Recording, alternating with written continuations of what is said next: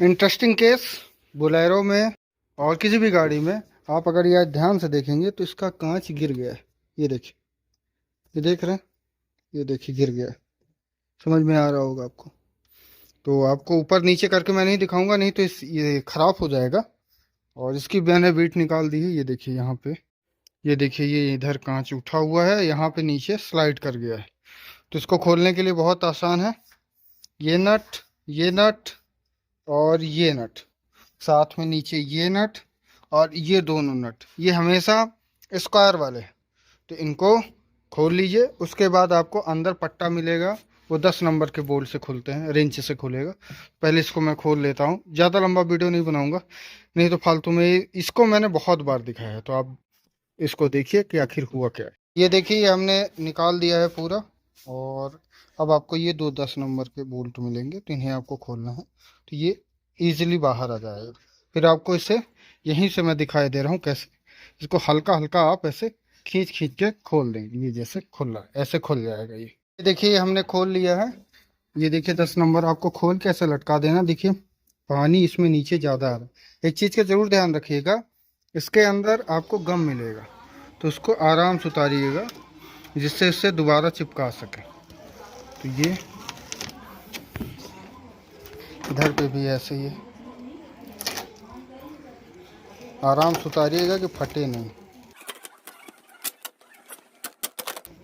नीचे का आपका काम नहीं है तो नीचे मत उतारिएगा। ये देखिए ये उतर गया है कांच यहाँ स्लाइडर से। ध्यान से देखिएगा, इधर पे तो ये अपने लाइन पे है, पर इधर देखिए लाइन से बाहर है। तो पहले इसे लाइन में डालना पड़ेगा। ये यहाँ पे इसको ये चिपका हुआ रहता है, ये गम निकल गया है इसका। तो ये देखिए हमने इसे डाल के सीधा कर दिया है। कुछ नहीं करना है, इसको नीचे पुश करना है। जब लाइनिंग पे आ जाए तो यहाँ पे इसे डाल देना है। ये जो देख रहे हैं ना, ये अब ये बताता हूँ ये कैंची कहाँ पे है। हम लोगों में क्या है, क्रॉस चलती है, पर इसमें वायरिंग वाला है, तो वो आके ये अटकी हुई है। ये देख रहे हो आप, ये इसके ऊपर ये कांच बैठेगा। तो सबसे पहले हम कांच निकालेंगे तभी ये निकलेगा, इसीलिए दिक्कत कर रही है। चलाई छोड़ कर, ये ऊपर मार रही है, अब नीचे मार रही है। अब इसी को धक्का देना है। तो ये क्या अभी इसमें टच हो रही है, इसको करते हैं अपन। इसको सबसे पहले नीचे ले जाएंगे और फिर इस कांच को रख देंगे। और मेरे पास सोलेशन से मैं इसे चिपका दूँ। ये देख रहे हो आप, यही ऊपर नीचे होती है। हाँ ऊपर करिए, ये नीचे करिए, ये और नीचे, फुल नीचे करिए। बस बस बस बस बस। ये देखिए इसी पे हमें कांच बिठाना है। तो हम इसे धीरे धीरे स्लाइड करेंगे। स्लाइड करिए और करिए। ये देखिए ये, हाँ बिठाइए।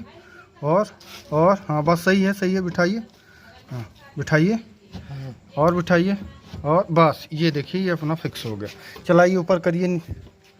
अब ये देखिएगा, ये नीचे करिए। बस बस, ऊपर नहीं, ज़्यादा नहीं, हाँ नीचे करिए। हाँ ये देखिए अपना सही हो। बस इसमें क्या करना है अपन को कि ये इसको चिपकाना है। हाँ करके देखिए ना ऊपर, ये देखिए ये ऊपर जा रहा है। नीचे करिए।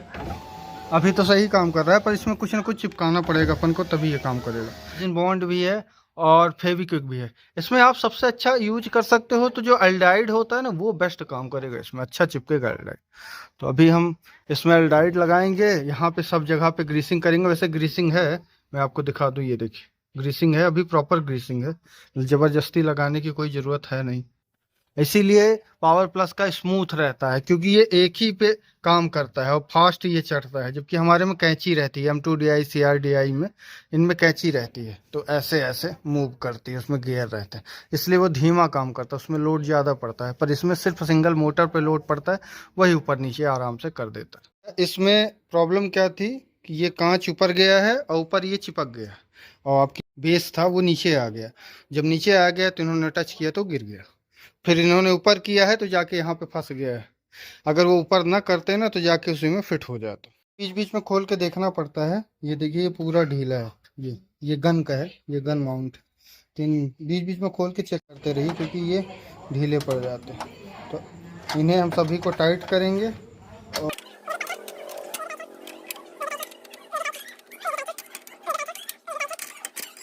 सभी टाइट है, सिर्फ एक ही ढीला था, और ये तो प्रॉपर टाइट है। इनको ज़्यादा करेंगे तो ये प्लास्टिक का बेस रहता है, इन पे ज़बरदस्ती मत करिएगा, टूट जाएगा। इसमें हम हल्की सी ग्रीसिंग कर देंगे, बहुत नहीं करेंगे, वैसे ग्रीसिंग है, प्रॉपर ग्रीसिंग है और खराब भी नहीं हुई है। तो ये देखिए हम एल्डाइड लाए हैं, तो ये क्या है कि ये चिपक जाएगा। फेविक्विक से इसलिए मन नहीं है क्योंकि वो फोम है, ये नीचे वाला साइज फोम है, तो ये गल जाएगा।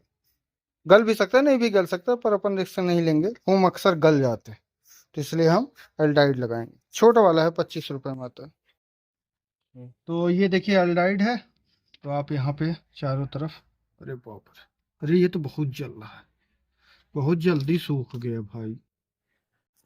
ये पता नहीं, ये बॉन्ड टाइट बॉन्ड है, फेविक्विक की तरह है। और रुकिएगा रुकिएगा रुकिएगा, और